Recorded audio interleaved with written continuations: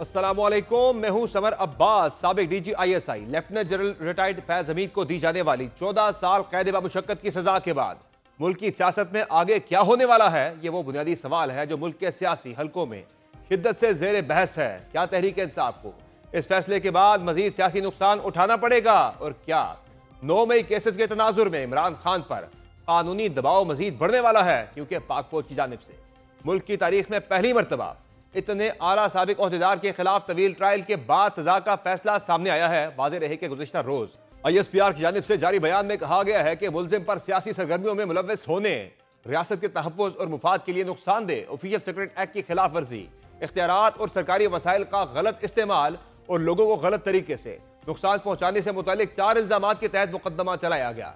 ISPR ने कहा कि तवील कानूनी कार्रवाई के बाद मुलजिम को तमाम इल्जामात में कसूरवार पाया गया और अदालत ने 11 दिसंबर 2025 को 14 साल कैद की सजा सुनाई। ISPR ने कहा कि सियासी अनासिर के साथ मिलकर सियासी इश्तियाल अंगेजी और अदम इस्तेहकाम को हवा देने और बाज़ दीगर मामलात में मुजरिम के मुलव्वस होने से अलग से निपटा जा रहा है। वाज़ेह रहे कि इस केस से मुतालिक खुद DGISPR ने कई मौके पर दो टोक मौक़िफ़ अपनाते हुए कहा कि फौज खुद एहतसाबी पर पूरा यकीन रखती है। Lieutenant general retired Faiz Hamid case इस बात का मुंह बोलता सबूत है कि पाक फौज जाती और सियासी मफादात के लिए की गई खिलाफ वर्जियों को किस कदर संजीदगी से लेती है और बिला तफरीक कानून के मुताबिक फौरी कार्रवाई करती है। हम ये उम्मीद करते हैं कि इस तरह की बिला तफरीक खुद एहतसाबी बाकी इदारों को भी तरगीब देती है कि अगर ज्यादती या सियासी मकासद के लिए कोई भी अपने मनसब को इस्तेमाल करता है तो उसको वो भी जवाबदेह करेंगे। रियासती इदारों पर अवामी एतमाद ही उनका बेहतरीन सरमाया है। फैज हमीद को हुई सजा के सियासी असरात पर बात करने से कबल उनके अपने मुस्तकबिल से मुतल्लिक भी मुख्तलिफ आरा का इजहार किया जा रहा है। एक सवाल यह भी उठाया जा रहा है कि ISPR की प्रेस रिलीज में मुजरिम को मुतल्लिका फोरम पर अपील का हक भी हासिल है कि नुक्ते को जहन में रखते हुए ये बात हो रही है कि फैज हमीद सजा के खिलाफ किस मुतल्लिका फोरम से दरखास्त करेंगे। इस मुतल्लिक ज़राए का कहना है कि फैज हमीद आर्मी चीफ से सजा मुआफ़ी की दरखास्त कर सकते हैं। तहम आर्मी चीफ ने सजा मुआफ ना की तो फैज हमीद हाई कोर्ट में सजा के खिलाफ अपील कर सकते हैं। साबिक DGISI Faiz Hamid high court के फैसले के खिलाफ सुप्रीम कोर्ट से भी रुजू कर सकते हैं। माहिरीन के मुताबिक इस फैसले से यह पैगाम भी मिला है कि कानून अगर फैज हमीद जैसी ताकतवर शख्सियत पर नाफिज हो सकता है तो फिर हर एक पर नाफिज हो सकता है। यह पैगाम भी वाज़ेह है कि अगर किसी को किसी मामले में अभी भी कोई इबहम है तो वो इसे दूर कर ले। इस पैगाम के नताइज आने वाले दिनों में बहुत नुमायां होकर सामने आ सकते हैं। तज्जियाकारों के मुताबिक 9 मई के वाकयात में फैज हमीद और बानी PTI के गठ जोड़ के तनाजुर में सजाओं से मुतालिक प्रेस रिलीज का आखिरी पैराग्राफ अहम तरीन है। तज्जियाकारों के मुताबिक प्रेस रिलीज के आखिरी पैराग्राफ ने 9 मई से मुतालिक नई बहस को जन्म दिया है। प्रेस रिलीज में फैज हमीद के बानी से गठ जोड़ की तरफ इशारा है। सियासी अनासर से मुराद इमरान खान की शख्सियत ही हो सकती है। माहिरीन के मुताबिक सियासी इंतशार के पीछे इमरान खान और PTI क़यादत के मुलव्वस होने के वाज़ेह सबूत मौजूद हैं।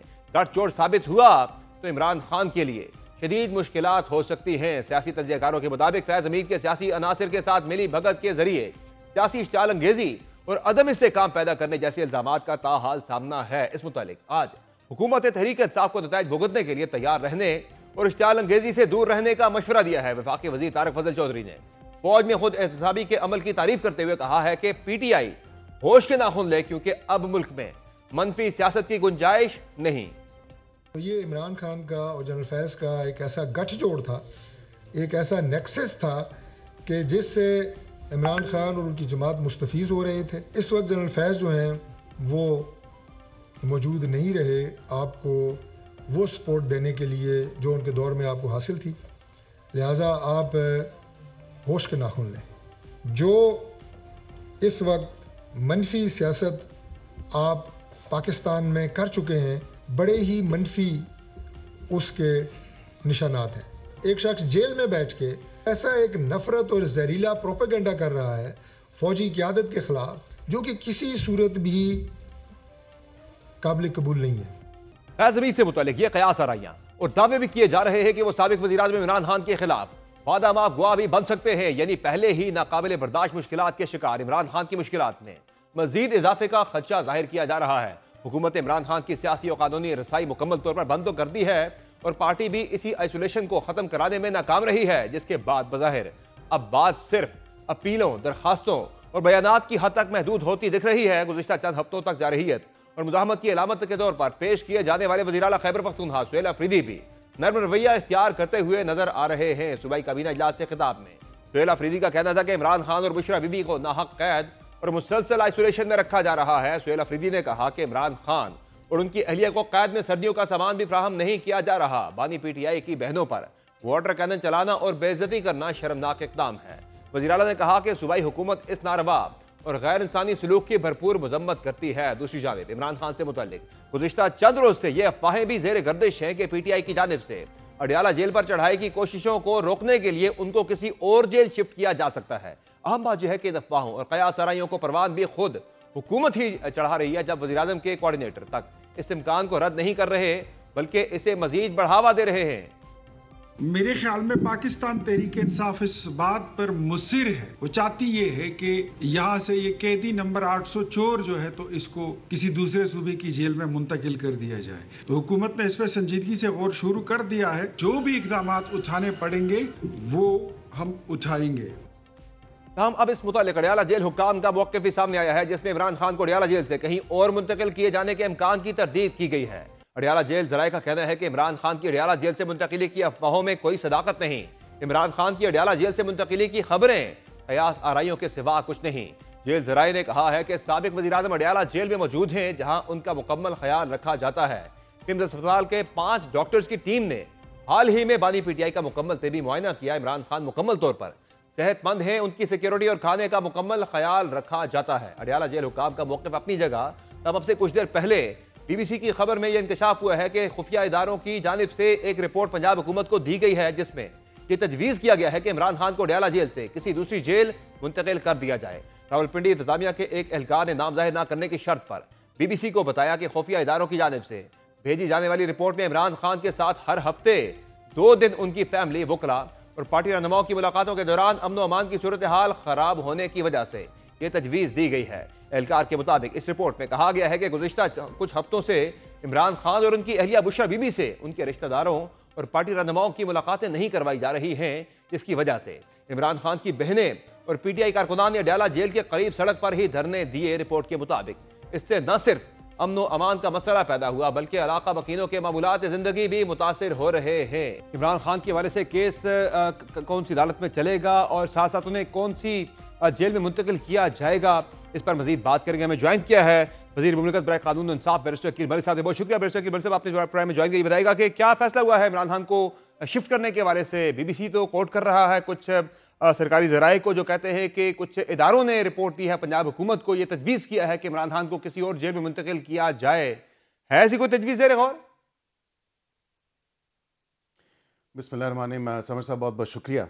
देखें, बिल्कुल एक ट्रांसफ़र ऑफ प्रिजनर्स या इनमेट्स की जो ट्रांसफ़र है वो एक बड़ा रूटीन मैटर है। इससे पहले भी खान साहब जो थे वो अटक जेल में थे, फिर अडियाला जेल शिफ्ट हुए। मियाँ साहब जब पाबंद सलासल थे तो जाहिर बात है उनको भी अडियाला से कोट लखपत शिफ्ट किया। और इसी तरह शाह महमूद कुरैशी साहब भी अडियाला और कोट लखपत के बीच में जो एक शिफ्टिंग हुई है, जो ट्रांसफ़र है, ये एक रूटीन मैटर है और कोई एक्स्ट्रा ऑर्डनरी इक़दाम नहीं है। It's very ordinary to transfer inmates या प्रिजनर्स जो हैं।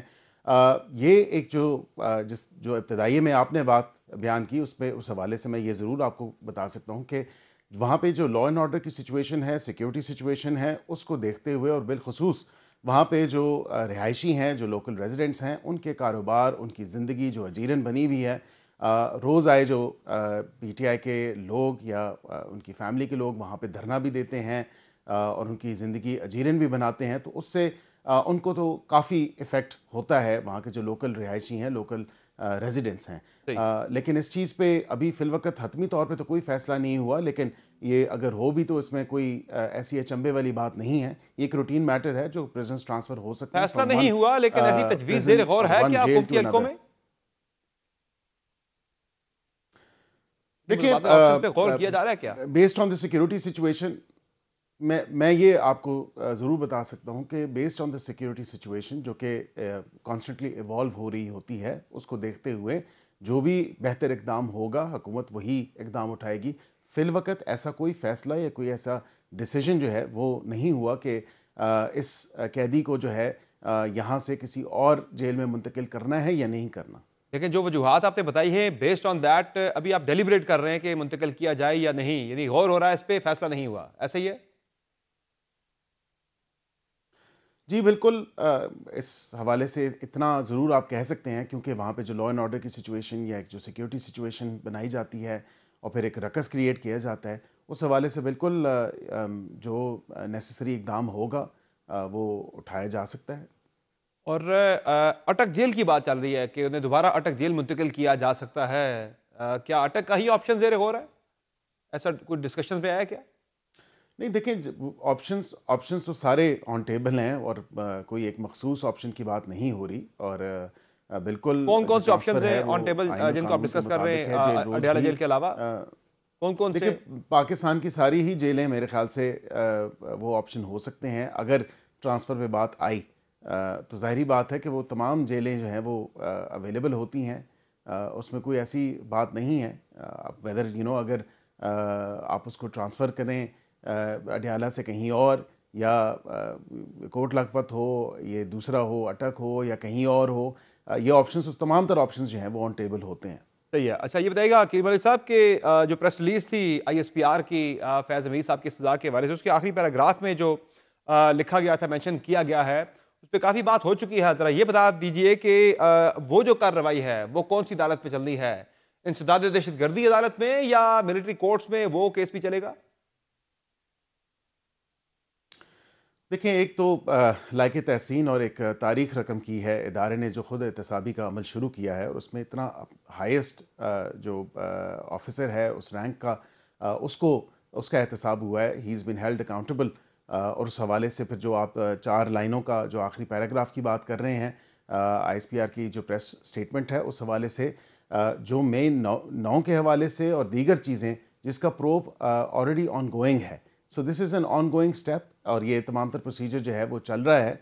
उस हवाले से जो भी शवाहिद हैं, जो भी नेक्सस जिसका जो कि अब खुल के सामने आ चुका है, जो फैज़ हमीद का और इमरान ख़ान का जो एक नेक्सस था, इस हवाले से पॉलिटिकल इंजीनियरिंग के हवाले से बिलखुसूस अगर बात की जाए, और उनकी आपस में जो तमाम तर being in cohorts with each other, और ये तमाम तर चीज़ें प्लान करना, और जिस वक्त वो वज़ीर आज़म थे जो इक़दाम उठाए वो आपके सामने है। इसकी एक ज़िंदा मिसाल जो मिलती है वो जब फैज़ साहब ने कोर, उनके इदारे ने फैसला किया कि इनको कोर कमांडर जो है वहाँ पे तैनात किया जाए पेशावर में, तो उस वक्त आप देखें जो तमाम तर चीज़ खान साहब ने की, और उन्होंने ये तो दौरान सर्विस थे ना, ये तो दौरान सर्विस सारे मामला थे। क्या ये जो 9 मई का मामला है और ये जो 1 नवंबर 2022 में एक लॉन्ग मार्च किया था पाकिस्तान तहरीक इंसाफ में, वो कनेक्शंस भी क्या उसमें भी मिले कुछ चीज़ें ऐसी शवाहिद के फैज़ हमीद साहब इन्वॉल्व थे उन तमाम मामलात के अंदर? देखिए, ये मैं जहाँ तक मेरी अंडरस्टैंडिंग है, बड़ी एक ब्रॉड बेस्ड इंक्वायरी और इन्वेस्टिगेशन है, और वेदर बीइंग इन सर्विस या वेदर आफ्टर टेकिंग रिटायरमेंट, तो ये दोनों चीज़ें ही मैं समझता हूँ, ये रिज़ाइन करने के बाद तो उनका जो है ये तमाम तर मामला दोनों तरफ से देखा जा सकता है और देखा जा रहा होगा। ऑफ कोर्स, क्योंकि जो सज़ा उनको हुई है, that in itself speaks volume कि उस वक़्त की उनकी एक्टिविटीज़ क्या रही हैं। उन 4 काउंट्स को अगर आप देखें और उसके बाद आप मई 9 के हवाले से देखें जो उनकी इन्वॉल्वमेंट है, और इसमें एक और मैं मिसाल ज़रूर आपके साथ शेयर ज़रूर करूँगा कि क्या ऐसा पॉसिबल हो सकता है कि आप जैसे और मेरे जैसे आम शहरी, हमें नहीं पता कि हसास इदारों की बिल्डिंग्स कहाँ कहाँ वाक़ हैं, उनकी लोकेशन, उनके कोऑर्डिनेट्स क्या हैं। ये ज़ाहिरी बात है कोई इंटरनल सपोर्ट ही मौजूद होगी, जो शख्स इन तमाम चीज़ों से वाकिफ़ होगा, उसी ने ही तमाम तर वो 9 मई की जो कारस्तानी थी, अफसोसनाक वाक़या था, वो तमाम तर चीज़ें थी जो कोऑर्डिनेट्स 200 से ज़ायद मकामात पे आप बेहक वक्त अपने लोगों को इंतशार फैलाने के लिए भिजवा दें, कोऑर्डिनेशन के साथ, केयरफुल प्रिसिजन के साथ, एक प्लानिंग के साथ, फिर वो अफसोसनाक वाक़या आप कैरी आउट करें, तो ज़ाहिरी बात है कि एक कनेक्शन तो नज़र आता है बादी नज़र में, प्रेमे फशाए वो वाज़ेह तौर पर नज़र आ रहा है कि ये भी इन्वॉल्वमेंट उनकी इस तमाम तर मामले में रही है। और ज़ाहिर फैज़ हमीद साहब फेस कर भी रहे हैं, उन्होंने आगे भी ज़ाहिर फेस करना है, तो इमरान खान साहब के लिए आप इसकी क्या इम्प्लीकेशंस देख रहे हैं, कॉन्सिक्वेंसेस आप क्या क्या देख रहे हैं इस कार्रवाई के? देखिए, this is already having a very vast, far and wide reaching effects, जिसको कहते हैं ना, दूरस्त इसके नताइज और असरात जो हैं वो नज़र आना शुरू हो चुके हैं, और बिल्कुल इम्प्लीकेशंस तो उनके लिए मज़ीद मुश्किलात बढ़ी गई हैं, इफ़ एनीथिंग, क्योंकि एक तो 190 मिलियन पाउंड का केस, उसमें सज़ा, फिर तोशाखाना 1, तोशाखाना 2, उसके बाद फिर 9 मई के केसेस, और अब 9 मई में बिलखुसूस अगर आप ये चीज़ देखें तो ये जो सामने मंजर आम पे चीज़ आई है, जो फैज़ हमीद साहब के हवाले से और उनके हवाले से उनका जो एक नेक्सस और उनका जो एक कनेक्शन, इस तमाम तर चीज़ में वाज़े तौर पे सामने नज़र आ चुका है और उसकी इन्वेस्टिगेशन ऑन गोइंग है। तो अब उसमें क्या अनर्थ होता है, क्या चीज़ें फर्दर डेवलप होती हैं, ये तो वक्त के साथ जो इदारे के स्पोक्स पर्सन है वो खुद ही बता सकते हैं कि क्या क्या चीज़ें सामने आ रही हैं। Being a legal mind, being वज़ीर मुमलिकत बराए कानून और इंसाफ, आपकी अपनी राय क्या है कि क्या लग रहा है इमरान खान के लिए इसके कॉन्सिक्वेंसेस क्या हो सकते हैं? ऑलरेडी वो जेल तो काट रहे हैं, इससे ज़्यादा क्या हो सकता है? देखिए, 9 मई के हवाले से मैं समझता हूँ कि बड़ा एक तमाम तर मामला जो है वो वाज़े तौर पे ये कोई it's not a light thing, और ये कोई आम सी चीज़ नहीं है। ज़ाहिरी बात है कि उन्होंने इदारों के ऊपर अटैक किया है फिज़िकली एंड अदरवाइज़, तो वो मुतवातिर तौर पे कर भी रहे हैं, लेकिन जो उनकी पार्टी ने और उन्होंने किया बसीयत सरगना 9 मई का अफसोसनाक वाक़या, तो उसकी इम्प्लिकेशंस और उसके far and wide reaching consequences तो होंगे, and he should face the music. सही है। अच्छा, दूसरा ये बताइएगा कि अब ये जो सारा कुछ हो रहा है, पाकिस्तान तहरीक-ए-इंसाफ के रवैये में एक तब्दीली तो नज़र आई है। वो जो पार्टी बैन करने के हवाले से, गवर्नर राज के हवाले से मुख्तलिफ बातें हो रही थी, क्या वो मामला पीछे जा सकता है या फिलहाल टल सकता है, और या टल गया है, और तहरीक-ए-इंसाफ जो अब मुज़ाकरात की और एक पॉलिटिकल स्पेस भी मांग रही है, क्या वो उसे दी जा सकती है, या अब मज़ीद जो है वो सख्ती होगी और चीज़ें मज़ीद टाइट होगी तहरीक-ए-इंसाफ के लिए? देखिए, 9 मई के हवाले से और 9 मई के अंदर जो लोग हैं, चाहे वो सिटिंग पार्लियामेंटेरियंस हैं या वो इनकी पार्टी के लोग हैं, जो वाज़े तौर पे जिनके ख़िलाफ़ सबूत मौजूद हैं, जिनके ख़िलाफ़ केसेस रजिस्टर्ड हैं, वो तो कानून हरकत में आएगा और उनको उस पूरे प्रोसेस से गुजरना होगा। लेकिन जहाँ तक आपने बात की गवर्नर राज के हवाले से या पार्टी के अरकान के जो लबो लहजा है या उनके जो तेवर हैं, उसमें तब्दीली आई है, और मुस्बत तब्दीली जो जहाँ तक आई है, उसको देखते हुए तो मैं आपको ये ज़रूर बता सकता हूँ, क्योंकि पार्लियामेंट की राहदारियों में भी हमें ये कहा जाता है कि इस शख्स ने अपनी सियासत तो छोड़ी नहीं और मुल्क के ख़िलाफ़ जो एक जहर उगलने का सिलसिला है वो जारी और सारी रखा है, और हमारी सियासतों को भी, हमें भी दाव पे लगा दिया है। और ये बातें होती हैं, ज़बान ज़दे आम है ये तमाम तर बातें। तो एक जो इनकी अपनी पार्लिमानी कमेटी की मीटिंग्स हुई हैं अभी हाल ही में, उसमें भी आपकी भी सोर्सेज थी, कई सहाफ़ियों ने ये बात रिपोर्ट भी की और ये भी कहा कि उसमें उन्होंने कहा कि जी, जिस तरह की ट्वीट्स आती हैं, जिस तरह के बयानात आते हैं, वो बिल्कुल मुनासिब नहीं है। और ये बताइएगा, ये जो मजीद जो आगे कार्रवाई होनी है फैज़ हमीद साहब के खिलाफ या खान साहब के खिलाफ, उसमें मजीद लोग भी क्या पकड़ में आएंगे कानून की? उसमें बात तो ये भी होती है, कुछ जजेस की बात भी हो रही है, कुछ लोग जो हैं वो जनरल बाजवा की बात भी कर रहे हैं। क्या आपकी इस पे इंफॉर्मेशन है, क्या आपकी असेसमेंट है कि वाकईतन बाकी लोग भी जद में आएंगे, या फिलहाल ये दो और कुछ सियासी लोग ही मजीद इसकी जद में आएंगे? देखिए, फिल वक्त तो अगर आप सज़ा को देखें, जो फैज़ हमीद साहब की सज़ा है, वो this in itself speaks volume कि एक इदारे ने इतनी सख्त सज़ा आगे के वाले से जो आखिरी पैराग्राफ में मेंशन है, जो आखिरी पैराग्राफ में चीजें मेंशन है, मैं उसकी बात कर रहा हूं, यहाँ पे जद में कौन आ सकता है मजीद? जी,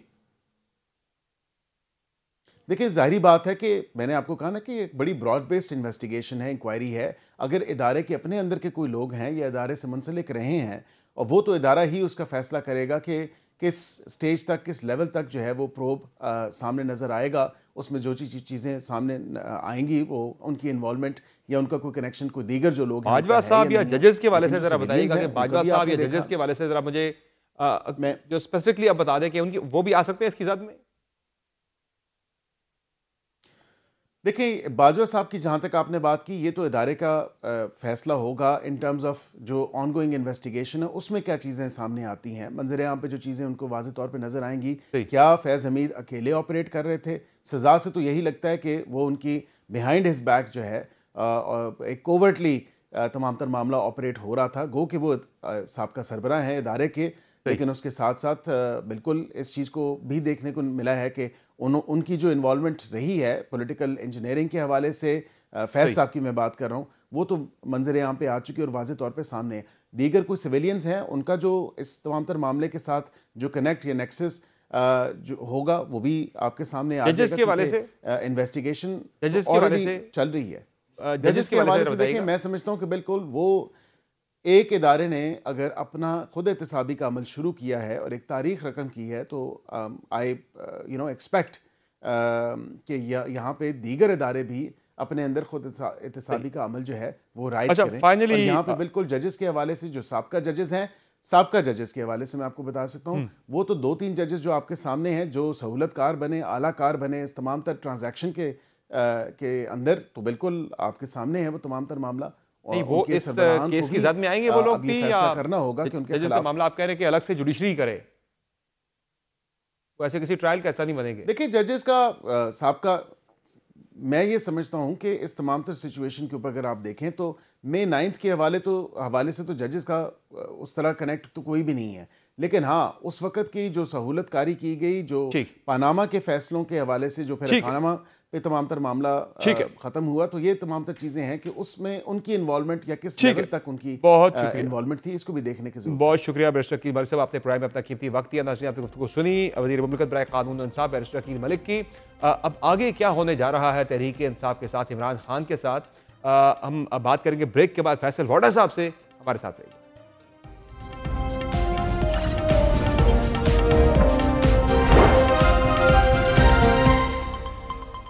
वेलकम बैक।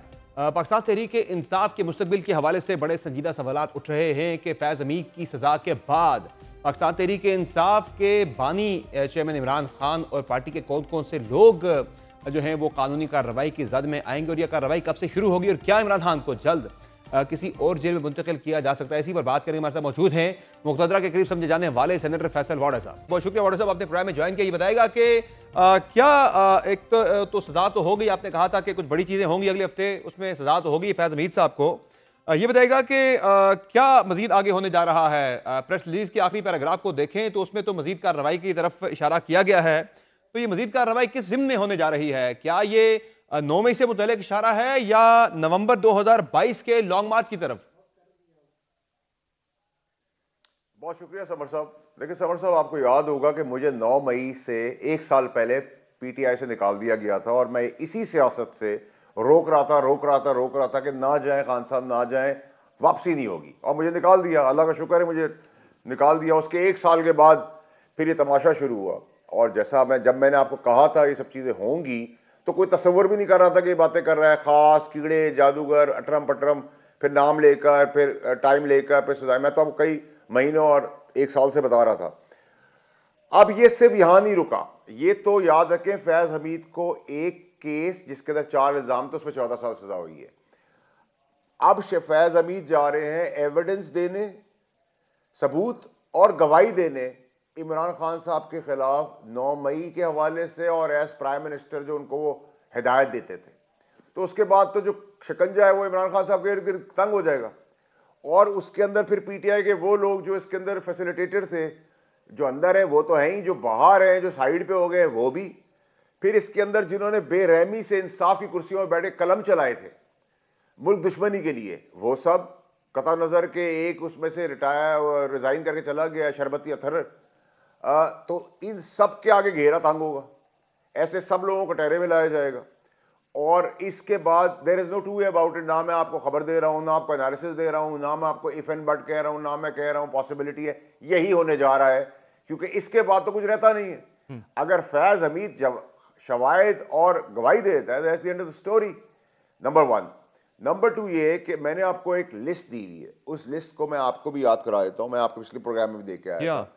नाअहली, बैन, गवर्नर राज, 9 मई के केसेस, मंतके अंदर पहुंचाना, 9 मई के भगोड़े जो केपी के छुपे में इंडिया का हिस्सा समझ के वो पाकिस्तान का हिस्सा है, और मजीद जो केसेस चल रहे हैं जिनके फैसले अब आने हैं, जिसके फैसलों की रुवाद रिटन ऑन द वॉल है, दीवार के ऊपर लिखी हुई है, और रियासती और डिजिटल दहशतगर्दी जिसमें एक सेनेटरशिप नज़र नहीं आ रही मुझे, जीशान खुरम की बात कर रहा हूँ जिसने अपने फ़ौज को जान से मारने की धमकियाँ दी, क्या कहते हैं शेख वकास, और एक MNA की मुझे जाते हुए नज़र आ रहा हूँ। और इसके बाद आपने देखा है कि -1 अंदर से ही, जो शुरू दिन से मैं कह रहा था कि सब कॉम्प्रोमाइज़ है पीटीआई वाले, और -1 कर चुके हैं खान को, वो -1 बिल्कुल तरीके से आगे कर रहे हैं। पार्लिमानी पार्टी के इजलास में पीटीआई ने कहा कि हमारा कोई ताल्लुक नहीं है, रीट्वीट इमरान खान के ट्वीट्स को कोई नहीं कर रहा। आपने ये भी देखा कि इमरान खान साहब कहते हैं कि वो सादिक मीर जाफर सादिक हैं जो एनडीयू गए, जो कि नहीं है। फिर जब गौहर साहब प्रेस कॉन्फ्रेंस करते हैं तो केपीके जो है कहती है हम नहीं मानते। और केपीके के भी जो सीएम हैं, जो आरजी हैं, नाहल हैं और नालायक हैं, जिनको बताना पड़ता है मैं सीएम हूँ, वो भी कन्नी कतरा के साइड पे निकल गए हैं और बातचीत की बातें कर रहे हैं और मीठी मीठी बातें कर रहे हैं। तो सभी निकल गए हैं। अब ये चाहते ही हैं, इनका सेकंड बिगेस्ट प्लान ये है कि धावा बोले और जेड़ तोड़ने की कोशिश करें ताकि खुदा ना खास्ता कोई नुकसान हो जाए। जो मैं आपको 1 साल से बता रहा हूँ, तो ये वोटर साहब, ये जो खान साहब के ट्रायल की बात हो रही है 9 मई और सियासत करे 40-50 साल के लिए। सही है। क्या आपने कहा आखिरी जुमला 50 साल का? और 50 साल तक फिर ये लोग उस खुदा ना खासा वो नुकसान करके जेल तोड़ के फिर 50 साल तक उस नाम पे सियासत करें। ये हमने पाकिस्तान की हिस्ट्री में पहले भी देखा है। तो ये गलीज जो चेहरा है, जो कॉम्प्रोमाइज्ड है, वो बदमाशी, गुंडागर्दी, बर्बरियत पे आएंगे तो वो होगा। और अब आपने देख ही लिया, तो ये जो इमरान खान साहब को छुड़ाने से लेके उनकी मुलाकात तक आ गए और डी चौक से हट के अब केपीके के गवर्नर हाउस तक आ गए हैं। तो ये पाकिस्तानी कौम देख ले। अब ये बताएं वोटर साहब के ये जो खान साहब को रोकते निकाले गए, मुंतकिल करने की बात हो रही है, ये ट्रायल होगा जब फैज हमीद का भी और खान साहब का भी, तो ये फिर अटक जेल में कुछ ट्रायल किए जाने के बारे से इत्तलात आ रही है, क्या ये दुरुस्त है? देखिए जी, अभी तो मुझे फिलहाल कोई ऐसी चीज पॉसिबिलिटी नजर नहीं आ रही, लेकिन अगर ऐसी कोई तोड़ फोड़ की या धावा बोलने की बात होगी तो 1.5-2 महीने में देख लेंगे। फिर उस वक्त बदलनी होगी बदल देंगे।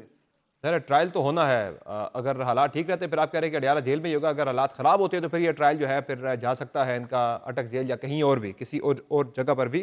तो ये बताएगा कि आपने कहा ये वादा माफ गवाह भी बन सकते हैं फैज हमीद साहब और ये लेकर आएंगे सारे शवाहिद। वादा माफ गवाह नहीं समर साहब, वादा माफ गवाह नहीं, गवाह। वादा माफ गवाह का मतलब है उनकी सजा कम मुल्जिम होंगे ना, फिर कम नहीं होगी। वो तो फिर शरीक मुल्जिम होंगे ना साथ, फिर वो गवाह भी होंगे साथ, शरीक मुल्जिम भी कम नहीं होगी। वो गवाह बनेंगे शवाहिद समेत 9 मई के अंदर। इमरान खान साहब पार्टी और दीगर जो इंसाफ की कुर्सी में बैठे हुए थे, चाहे उसमें एक ने इस्तीफा ही क्यों ना दे दिया हो, क्लैरिटी रखे इसके अंदर। और उसके साथ गवाह बनने से फिर फैज हमीद साहब को क्या फायदा होगा? वो पहले भी एक 14 साल की उन्हें सजा हो गई, अगर वादा माफ गवाह नहीं है तो फिर उन्हें फायदा क्या है इस चीज का, गवाही देने का? मजीद वो इस चीज का फायदा है कि उसमें वो एक्सपेक्ट करते हैं कि अगले केस में ही भी 14 साल की कैद ना हो। सही है। अच्छा, दूसरा ये बताएगा कि यहाँ तो ये जिक्र भी हो रहा है कि जो मजीद लोग जद में आएंगे, आपने कहा कुछ अहले कलम भी, यानी कि आपने जजों की तरफ इशारा किया कि कुछ जज भी इसकी जद में आएंगे, तो कितने जजेस इसकी जद में आ सकते हैं? और क्या भाजपा साहब भी इस मजीद जो आगे मामला बढ़ना है उसकी जद में आ सकते हैं? क्योंकि बात तो कर रहे हैं, कुछ हुकूमती वज़रा बात कर रहे हैं कि भाजपा साहब भी इसकी जद में आ सकते हैं। आप कुछ जजों की बात कर रहे हैं, कौन कौन है, कितने लोग हैं जो मजीद इस ट्रायल की जद में आएंगे? देखिए, अरले तरले तो बहुत सारे होंगे, लेकिन जहाँ तक बाजवा साहब की आपने बात की है तो बाजवा साहब की इनकॉम्पिटेंस और नाअहली तो बिल्कुल है, लेकिन क्योंकि DGI से खुद एक बला होता है और वजीर आजम उसका मिल जाए, गठजोड़ हो जाए और उसकी पावर प्राइम मिनिस्टर की मिल जाए तो वो डबल बला बन जाता है। लेकिन बाजवा साहब की नाअहली और इनकॉम्पिटेंस को तो आप बिल्कुल कहेंगे कि नेग्लिजेंस भी है, इनकॉम्पिटेंस भी है। और बाजवा साहब नहीं चाहते थे कि चीफ ऑफ आर्मी स्टाफ जो आज के हैं जनरल आसिम मुनीर साहब वो बने, इसमें भी क्लैरिटी रखें। लेकिन वो बच इसलिए गए कि जब उनको पता चला और बहुत देर हो चुकी थी तो उन्होंने इंटरवीन किया as chief of army staff Bajwa साहब ने कि फैज को हटाया जाए, और उस हटाने के अंदर ये मैच पड़ गया। तो वो इस वजह से वो डिस्कनेक्ट हो जाते हैं, क्योंकि अगर वो इसको हटाने की बात नहीं करते तो वो भी इसके अंदर फंस जाते हैं। तो वो अब उनकी किस्मत अच्छी थी या टाइमिंग जैसी थी। यू आर सेइंग कि जनरल बाजवा इज क्लियर, उनके बारे में कुछ भी नहीं है, क्योंकि मियां नवाज शरीफ भी कई मुकामात पर उनके हवाले से बात करते आए हैं कि उनका हिसाब किताब होना चाहिए, इशारा उनकी तरफ करते हैं। नून लीग के कुछ लोग भी इशारा कर रहे हैं उनकी तरफ, लेकिन आप कह रहे हैं कि ही इज क्लियर, उनके ऊपर कुछ भी नहीं आएगा ऐसा मामला। मैंने आपको वजूहात भी उसकी बता दी, और जो लोग उनके साथ चाहते हैं नेचुरली उनकी अपनी रंजिश तो हैं, सही है।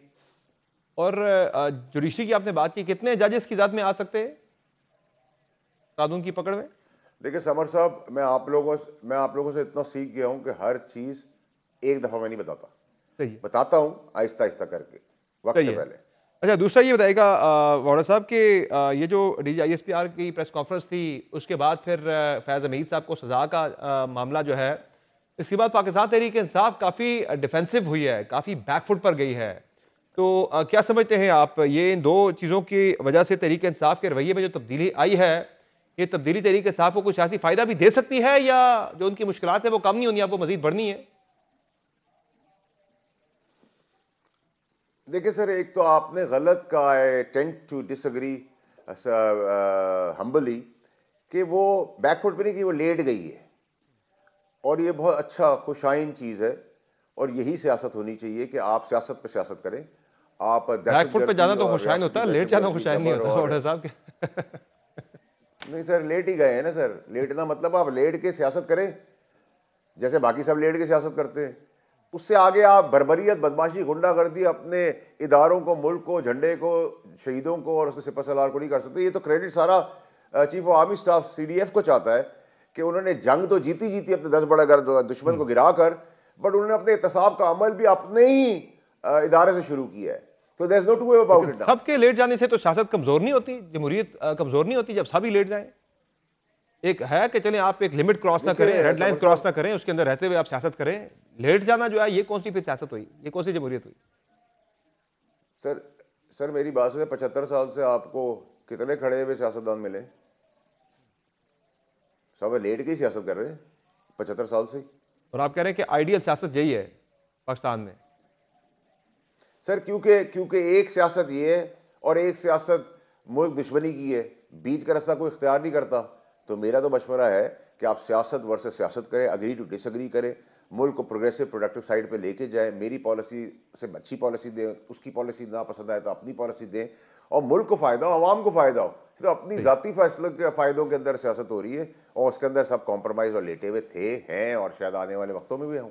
ये जो तहरीक इंसाफ के रवैये में तब्दीली आई है वोरा साहब, ये आने वाले दिनों में तहरीक इंसाफ के लिए जो मुश्किलात है वो कम कर सकती है? कोई मुफाहमत का दरवाज़ा खुल सकता है, या सख्ती मजीद बढ़नी है, अब सख्ती कम नहीं होगी? देखिए, वो जो तर्ज सियासत इनसे चाह रहे थे उससे तो डिस्कनेक्ट हो गए। वो तो उसके अंदर 1 इंच की भी गुंजाइश नहीं है।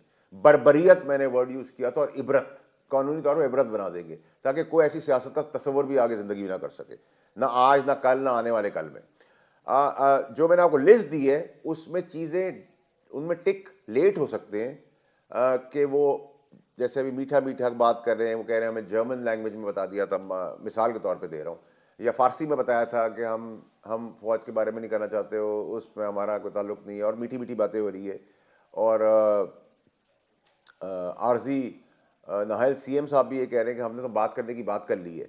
तो देर हो सकती है, उसमें ज़रा सी मोमेंटम लाए, बीर बरियत, बदमाशी, गुंडागर्दी के ठोका टिक 1 दिन में भी लग सकते हैं, एक के बाद लग सकते हैं, और कुछ टिक देर में भी लग सकते हैं। और फिलहाल जिस तरह से तरीके साफ का जो बिहेवियर तब्दील है, उससे डिमांड की है, फिलहाल टल गया फॉर टाइम बीइंग, ऐसा ही नहीं है? टाइम बीइंग टल गया, बिल्कुल डिले हो गया, बिल्कुल। आज अभी जब मैं आपसे बात कर रहा हूँ, लेकिन ये आप बात याद रखें कि इसमें बड़ी क्लैरिटी रखें कि तहरीक इंसाफ इमरान खान की रिहाई से लेके मुलाकात तक आ गई है, डी चौक से निकल कर वो गवर्नर KP के हाउस तक आ गई है। तो आप कौम को नज़र आ रहा है, मैं कहता था एक कॉम्प्रोमाइज़ है, मैं इसीलिए निकाला गया था कि ये सब इमरान खान को उस जगह पे ले जाना चाहते हैं जहाँ से इनको फ़ायदा हो। उसको तो अभी तक कोई फ़ायदा नहीं हुआ, उनको तो किसी किस्म का कोई फ़ायदा नहीं हुआ। और जो वीलॉगर्स है वो अपने घर वाले छोड़ के मुल्क से बाहर गए हुए, उनके बुजुर्ग माँ बाप यहाँ बैठे हुए परेशान, लेकिन क्योंकि उनको डॉलर मिलते हैं तो वो डॉलर की मोहब्बत में करें, पाकिस्तान या लीडर की मोहब्बत में नहीं कर रहे। और आपने देखा कल सफ़े मातम बिछा हुआ है तहरीक इंसाफ के हर केडर में, इंक्लूडिंग सोशल मीडिया, कि वो फंस गए हैं कि ये क्या हुआ है। तो ये तो बड़ी क्लैरिटी इसके अंदर रखे ना सर, मैं तो कोई अभाम के बगैर बात कर रहा हूँ। ये तो वोरा साहब ये बताएगा कि फिर क्या होगा, यानी आप कह रहे हैं कि चीज़ें डिले भी हो सकती हैं, और ये जो तरीके साफ पे पाबंदी की बात हो रही थी वो मामला भी फिलहाल चलता हुआ ही दिखाई दे रहा है। ये तो अंडरस्टूड है ना, -1 का मतलब क्या है, चलो। लेकिन माइनस वाली बात तो किसी ने की नहीं है, सारे खड़े, एक बंदा भी अलग नहीं हुआ, एक बंदा भी अलग नहीं हुआ उनसे, सारे उनके साथ खड़े। एक मिनट समर साहब, एक मिनट सर, कोई रीट्वीट नहीं इमरान खान साहब की ट्वीट के ऊपर, कोई नया ट्वीट भी नहीं आया ना, उनकी बताई हुई जगह पे कोई नहीं जा रहा। सुने, और वो क्या कह रहे हैं, उन्होंने अपनी पार्लिमानी कमेटी में क्या कहा है, हम ला ताल्लुकी करते हैं इस बयानी के, और सीएम साहब साइड पे हो गए हैं, वो भी बातें करने की बात कर रहे हैं, चढ़ाई की बात नहीं कर रहे, और वो ये कह रहे हैं कि हमें 20 सेकंड की वीडियो बनाने की इजाजत दे दी जाए, मेरे कायद मेरे लीडर जैसी। हम अब फरमाइश है कि ये भी नहीं होगा, ठीक है। तो वो कहते हैं कि हम फिर अगला इलेक्शन नहीं जीत पाएंगे, क्योंकि हमें तो इमरान खान साहब की तस्वीर और उनको तकलीफ जो हो रही है और -1 हम कर रहे हैं, तो हमें तस्वीर लगाने की इजाजत दो।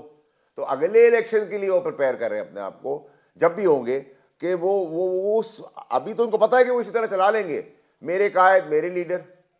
इमरान अहमद खान न्याजी जोर से बोलेंगे, उसकी 10 सेकंड की वीडियो बनेगी, सब साइड पे हो जाएंगे और एंजॉय करेंगे। कोई झंडा एंजॉय करेगा, कोई गाड़ी एंजॉय करेगा, उसके बटन से करेगा, कोई खाने एंजॉय करेगा, कोई पैसा एंजॉय करेगा, कोई इक़्तिदार एंजॉय करेगा। लेकिन वो जो एमके वाले मॉडल की बात हो रही थी, उस तरह की कोई चीज होने नहीं जा रही, यानी आप कह रहे हैं कि वैसे अमलन जो है उस तरफ नहीं जाएंगे, तलखी की तरफ या शिद्दत की तरफ या सियासी इंतशार की तरफ, लेकिन यह कि आप कह रहे हैं कि रहेंगे साथ ही उनके बयानिए के ऊपर अमल दरामद नहीं होगा, जो वो चाह रहे हैं खान साहब के इस्लामाबाद पे एक और चढ़ाई की जाए, लेकिन रहेंगे उनके साथ ही। जो एमके वाला मामला हुआ था, लोगों ने खुलकर ला ताल्लुकी का ऐलान किया था, इजहार किया था, अलग हो गए थे, वैसा काम यहाँ नहीं होगा, क्योंकि यहाँ तो ऑब्वियसली किसी बंदे की अहमियत तो इतनी नहीं है, अहमियत तो पार्टी के अंदर इमरान खान की है, सिर्फ एक बंदे के नाम पे पार्टी है सारी।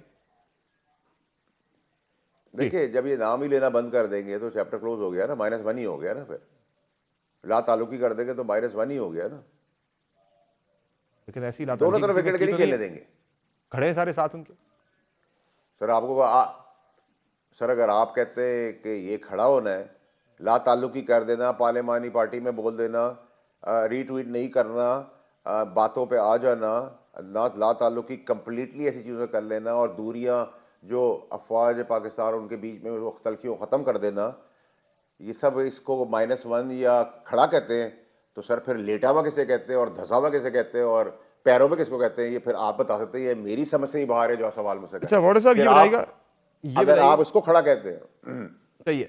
अच्छा ये बताइएगा, वैसे सुहेल अफरीदी साहब ने एक मौके पे कहा था कि अगर इमरान खान साहब को अडयाला जेल से कहीं और मुंतकिल किया गया तो मुल्क जाम कर देंगे, तो ऐसी भी कोई चीज़ आपको लग रहा है कि मुंतकिल हो भी गए, कोई उस तरह का रिएक्शन नहीं आएगा जो दावे किए गए थे?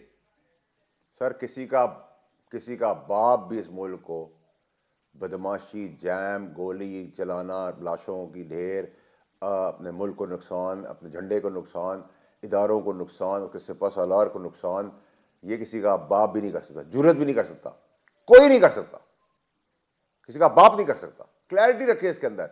और जैसी ऐसी सिचुएशन होगी तो लिटा के सूतर किया जाएगा कानूनी तौर पे, और वो जो लिस्ट दी है उसमें एक ही मिनट में सब टिक लग जाएगा। सही है। अच्छा फाइनली वाडा साहब ये बताइएगा कि कॉम्प्रोमाइज है मेरे भाई। सही है।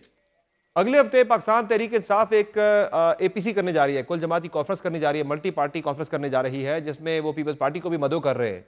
आपको लग रहा है कि पीपल्स पार्टी जाएगी इस एपीसी में, या उसे जाना चाहिए या इससे गुरेज करना चाहिए? सर ये आप क्या चाहते हैं कि वो चाय भी ना पिए, वो पानी भी ना पिए? अगर ड्राइंग रूम में गपशप करना चाहते हैं, पार्टीज को बुलाना चाहते हैं, अच्छी बात है, करें, हम तो चाहते हैं ऐसी सियासत हो। तो पीपल्स पार्टी को क्या मशवरा देंगे आप? Let them enjoy. Sir Peoples Party को मैं यही मशवरा दूंगा कि वो अपना रिप्रेजेंटेटिव भेज दें, वो कुंडली साहब वहाँ बैठे हुए, और भी किसी को चाहते हो तो अपनी पार्टी इंडिपेंडेंट अपना, मैं तो कहूँगा कि वाई नॉट, नून को भी जाना चाहिए, सबको जाना चाहिए, कोई जाती दुश्मनी थोड़ी है। अग्री टू डिसअग्री है, मैं आपकी पॉलिटिक्स नहीं मानता, वो उनकी पॉलिटिक्स नहीं मानते, मैं इनकी पॉलिसी नहीं मानता, वो उनकी पॉलिसी नहीं मानते, ठीक है, दैट्स ओके। बहुत शुक्रिया फैसल वाडा साहब, आपने प्रोग्राम में अपना कीमती वक्त या नाज़रीन आपने गुफ्तगू सुनी सेनेटर फैसल वाडा की, जिनका कहना है कि अगर पाकिस्तान तहरीक इंसाफ का यही मस्बत रवैया बरकरार रहता है तो फिर तहरीक इंसाफ के खिलाफ होने वाले सख्त एक्शंस फिलहाल टल सकते हैं, जिनमें गवर्नर राज या पार्टी पर पाबंदी समेत दीगर सख्त फैसले शामिल हैं। प्रोग्राम में एक मुख्तसर ब्रेक लेंगे, ब्रेक से वापस आएंगे, बात करेंगे अफगानिस्तान के अंदर से अब दहशतगर्दी के खिलाफ आवाजें उठना शुरू हो गई हैं, वो दहशतगर्दी जो कि अफगानिस्तान की सरजमीन से पाकिस्तान और दीगर ममालिक में हो रही है। इस पर मजीद बात करेंगे ब्रेक के बाद, हमारे साथ रहिएगा।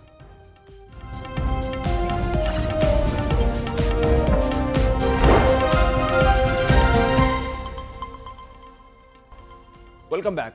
अफगान तालिबान रजीम दहशतगर्दों की पुष्पनाही कर रही है। पाकिस्तान के मौक़िफ़ की एक बार फिर तौसीक़ और तस्दीक हो गई है, और अहम बात यह है कि पाकिस्तान के मौक़िफ़ को पजीराई मिली भी अफगानिस्तान से ही, जहां के 1000 से ज़ायद उलमा ने अफगान तालिबान पर जोर दिया है कि वो अफगान सरजमीन इस्तेमाल करके सरहद पार दहशतगर्दी करने वालों के खिलाफ कार्रवाई करे।